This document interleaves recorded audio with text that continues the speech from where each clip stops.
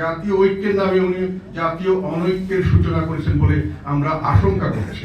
50% বেশি মানুষকে এই জাতীয় ঐক্যের ডাক থেকে বাইরে রাখা হয়েছে। আমার রিয়াকশন আপনি যদি বলেন যে আমার কাছে মনে হচ্ছে যে জাতীয় ঐক্যের নামে জাতীয় অনৈক্যের সূচনা হলো। ওনার এই মিটিং থেকে উনি যখন ডাক দিয়েছেন এবং ডাক দিয়ে যে মিটিংটা করেছেন তাতে করে আমার কনক্লুশন হলো জাতীয় ঐক্যের নামে উনি জাতীয় অনৈক্যের সূচনা করেছেন বলে আমরা আশঙ্কা করছি। কেননা এখানে উনি দেখেছেন বলেছেন জাতীয় ঐক্য এবং সব রাজনৈতিক দলের সঙ্গে কথা বলবেন বলে বলেছেন জাতীয় অনৈক্যের সূচনা। কিন্তু আমরা দেখেছি বাংলাদেশে নির্বাচন কমিশন কর্তৃক নিবন্ধিত মোট রাজনৈতিক দলের সংখ্যা 48টি এখন। তার মধ্যে উনি দেখেছেন 18টি দলকে, আমাকে তালিকা সব। তার মধ্যে বেশিরভাগ যেগুলো দল মনে করি যে ইম্পর্টেন্ট, আমি তাদের বিষয়ে দু একটি কথা এখানে বলে কেন আমি মনে করছি জাতীয় অনৈক্যের সূচনা করেছেন এটা একটু বিস্তারিত ভাবে বলবো। সেটা হলো আমরা যদি এর আগে 2014 আগের নির্বাচন থেকে ধরি 2001 এবং 2008 এই দুটো নির্বাচন কিন্তু অবাধ সুষ্ঠু নিরপেক্ষ এবং অন্তর্ভুক্তিমূলক সঠিক নির্বাচন হয়েছে বলে দেশে এবং বিদেশে গ্রহণযোগ্য হয়েছে। যদিও 2001-এ আওয়ামী লীগ বলেছে এটা গ্রহণযোগ্য হয়নি, আমার কাছে কার্য হয়েছে, এটা দেশবাসী গ্রহণ করেনি, বিশ্ববাসী গ্রহণ করেনি। আবার 2008-এ বিএনপি বলেছে এটা ঠিক হয়নি, এটাকে নানান কারচুপি করা, দেশবাসী গ্রহণ করেনি, বিদেশিরা গ্রহণ করেনি। সেই নির্বাচন দুটির ফলাফল নিয়ে তাহলে আপনারা বুঝতে পারবেন যে দলগুলির কার কত ভারী এবং কে কতটুকু রিপ্রেজেন্ট করে জনসমর্থন। মাঠের অলরাউন্ডার আমি আর ঘরের allrounder Tylox. Tylox toilet cleaner, clean মানেই টাইলক্স।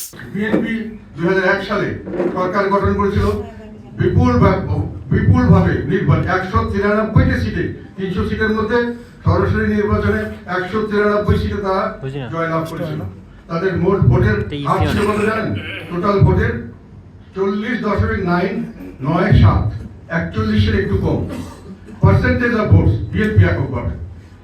আর আওয়ামী লীগ সেই সময় মানে খুবই খারাপ রেজাল্ট করেছে, সেটা হলো 62টি সিটে তারা জয়লাভ করেছে, 131টি সিট কম পেয়েছে বিএনপির চেয়ে। তাদের ভোটের পার্সেন্টেজ কত ছিল জানেন?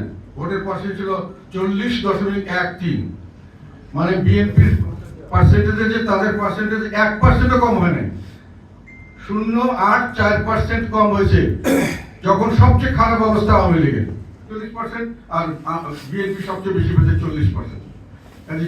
এখন আওয়ামী লীগ, জাতীয় পার্টি ইত্যাদি দুটো দলকে বাদ দিয়ে যদি আপনারা হিসাব করেন বাকি ছোটখাটো দলের কথা আমি ডিটেল সময়ের অভাব বলতে চাইলাম না, আমার কাছে আছে, তাহলে 50%-এর বেশি মানুষকে এই জাতীয় ঐক্যের ডাক থেকে বাইরে রাখা হয়েছে।